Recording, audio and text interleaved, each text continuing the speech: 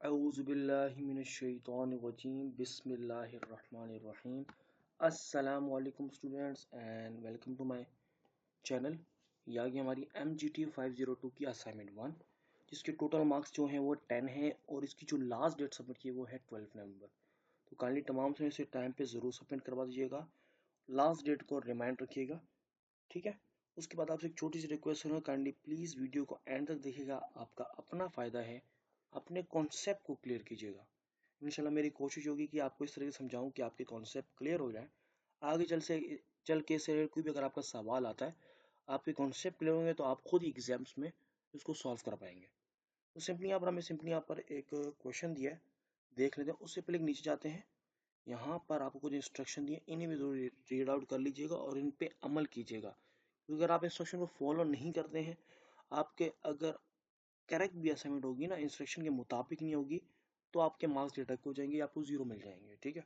यहाँ तो simply mention भी किया गया कि आपको ग्रेडेड एज जीरो जीरो दी जाएगा अगर आप इस रूल्स को फॉलो नहीं करते, ठीक है। सिंपली अपनी असाइनमेंट की तरफ चलते हैं, समझ लेते हैं। अच्छा, जो स्टूडेंट नहीं समझ जाते हैं कोई इशू नहीं है, आप डायरेक्ट फॉरवर्ड कर सकते हैं, लास्ट में आपको सोल्यूशन शो हो जाएगा। बहुत ईजी असाइनमेंट है, लेकिन थोड़ी आपको समझने वालों के लिए है। सिर्फ एक वर्ड ही लिखने, यहाँ पर इतनी लंबी डिटेल्स नहीं लिखनी, लेकिन आपको यहाँ पर डिटेल्स पूरी समझ के लिखनी कि लिखना क्या है, ठीक है। तो हम समझ लेते हैं। यह आ गया हमारा असाइनमेंट।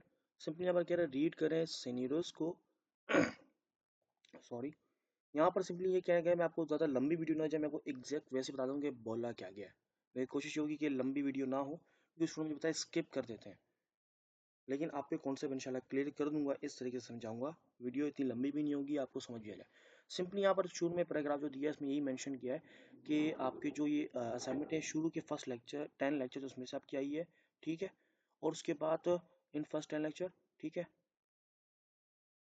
अच्छा सॉरी, ये कह रहे हैं in the should be mentioned the days that are not discussed in first 10 lecture. ये जो डिस्कस नहीं हुआ 10 लेक्चर का, उसके बारे में बात हो रही है, ठीक है। उसके बाद ऊपर कह रहे हैं कि हमने आपको नीचे कुछ सीनियरों दिए हैं, उनको आप समझें कि डिफरेंट पर्सनैलिटी और डिफरेंट टाइप और ट्रेड के वो सीनियर हैं, उनको एक्सप्लेन करें वन ट्रेड या ऐसे टाइप को ओनली, कि ईच सीनियर को आइडेंटिफाई करें पर्सनैलिटी इन ईच सीनियर। उसको आपने सिंपली एक्सप्लेन करना है। क्या करना है, जितने आपको ये नीचे टोटल 5 कितने दिए, 5 सीनियर्स दिए हैं, इनको आपने क्या करना है, पर्सनैलिटी उसकी ट्रेड्स आगे मेंशन करनी कि वो उसके बारे में कहना क्या चाह रहा है, क्या है। यहाँ पर बंदा भी शॉर्ट में इन्होंने मेंशन किया, ठीक है। उसके बारे में पर्सनैलिटी ट्रेड उसको क्या बोलती है, इस सीनियर के हिसाब से आप बताएं। बंदे को हमें डिस्क्राइब करने की उसकी क्या कहते हैं पर्सनैलिटी ट्रेड आपको क्या लगती है। पहले में क्या कहना है कि अफशान के बारे में बात हो रही है। यहाँ पर मुख्तलिफ हर सीनियर में एक बंदे के बारे में बात होगी, उससे रिलेटेड नीचे सवाल मेंशन है, तो आपने बताना है वो किस क्या कहते हैं पर्सनैलिटी ट्रेड से आपको लगता है कि लगता है। तो यहाँ पर सिंपली कि हमने अफशान जो है वो रिच करता है, अपने ऑफिस में जाता है, बिफोर टाइम टाइम पे अपने ऑफिस में पहुंचता है, अपने वर्क पे जो काम करने की जगह है उसको ऑर्गेनाइज यानी कि सही तरीके से रखता है, अपडेट्स रखता है, अपनी टू डू लिस्ट जो डेली काम करने होते हैं दिन के, वो एक टू डू लिस्ट बना के रखता है, कंप्लीट करता है हर प्रोजेक्ट को अपने टाइम पे, और इंस्ट्रक्शन को प्रॉपर क्लोजली तौर पे फॉलो करता है, जो भी उसको हिदायत दी जाती है उन पे अमल करता है, और अपने हर डॉक्यूमेंट्स को प्रूफ रीड रखता है, सबमिशन करता है, और डबल चेक करता है कोई भी डिटेल्स में कोई भी गलती ना आ जाए, ठीक है। माइनर माइनर डिटेल्स को भी डबल चेक करता है। तो ये अफशान के बारे में बात होगी, ये उसकी लाइफ के बारे में बात होगी, ठीक है। ये आगे हमारे सीनियर 1। अब चलते हैं आगे, हमारे पास क्या है सीनियर वन में हमारे से सवाल पूछा कि अफशान जो एग्जिबिटेड है विच पर्सन टाइप कैरेक्टरिस्टिक, आपको क्या लगता है वो बिल्कुल एक कहने के सुलझा हुआ बंदा है, अपना हर चीज़ टाइम पे करता है, काम को डबल चेक भी करता है, माइनर माइनर डिटेल्स को चेक करके प्रॉपर तरीके से करता है। तो आपको क्या लगता है पर्सनल ट्रेड्स में उसको क्या है। तो सिंपली जो मेरे हिसाब से जो उसका है, तो उसका जो पर्सनल ट्रेड्स में हम उसका रिमार्क्स देंगे वो होगा कॉन्सियंसनेस, ठीक है। ये आ गया। पहले सिनेरियो का हमने कहा पर्सनल ट्रेड जो लगती है हमारे को अफशान की, वो लगती है कॉन्सियसनेस, ये हमें उसकी लगती है पहले अफशान की, ये पर्सनैलिटी हमें लगती है, ठीक है। अब आगे पढ़ते हैं। ये हो गया। अब नेक्स्ट सिनेरियो को देख लेते हैं, उसमें क्या पूछा है। सिनेरियो 2 में कह रहे हैं कि समीन एक लड़की जो है वो बहुत ही काम है, इतनी वो गुस्सेल नहीं है, काम पर्सनैलिटी है उसकी, वो अपने नेचर से गो टू गो पर्सन है, नेचर के मुताबिक रहती है, अपने फ्रेंड कोलीग्स के साथ और कॉलेज नीड एडवाइस। वो अपने जो वो गो टू गो पर्सन है, अपने आप में से नहीं रहती, हर किसी की हेल्प भी करती है, जो भी उसके कॉलीग्स या दोस्त हैं उनको एडवाइस की ज़रूरत होती है तो देती है। वो किसी को जज नहीं करती है जल्दी, और वो कोशिश करती है कि वो दूसरे के पर्सपेक्टिव से भी अपनी जो चीज़ें हैं उनको देखे।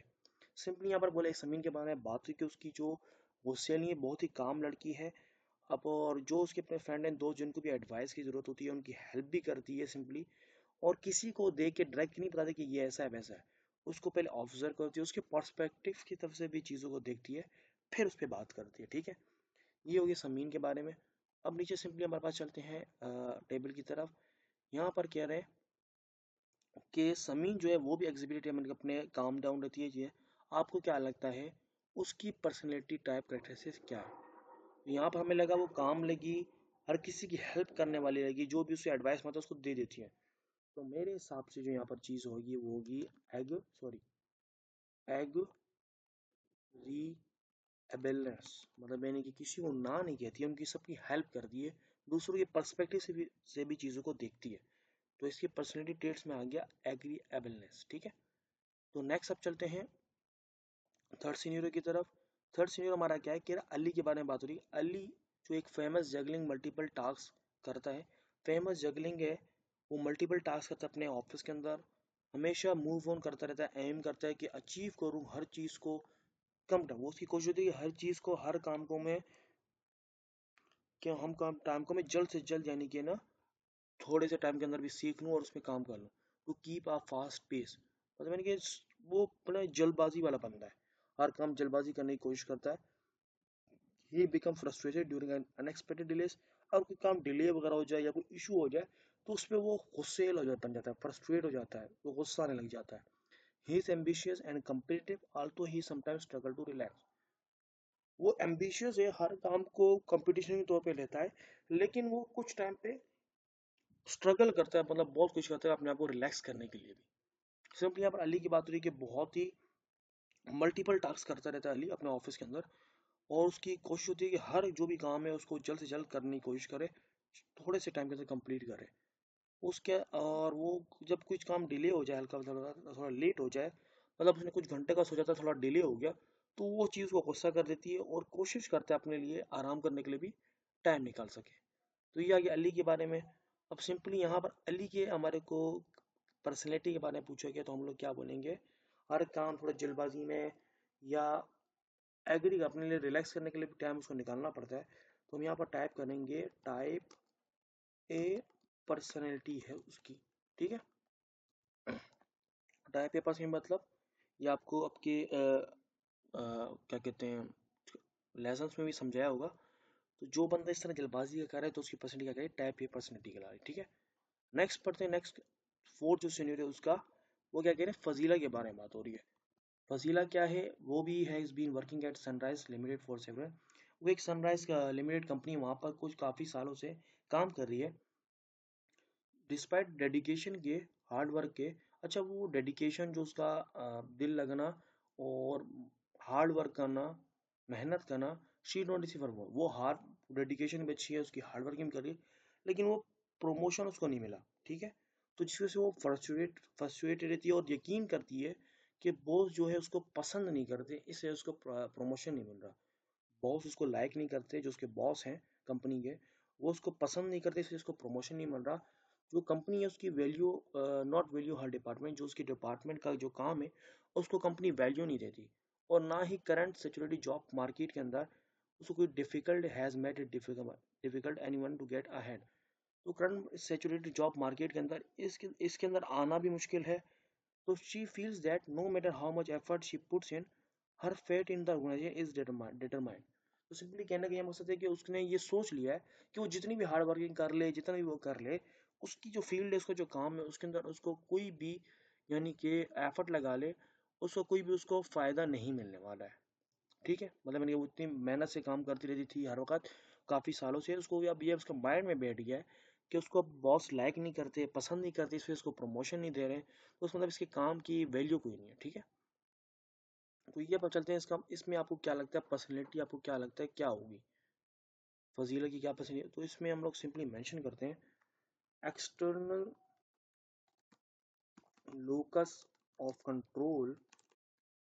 सिंपली अगर स्लैशली देखा जाए यहाँ पर बात लो internal locus of control, low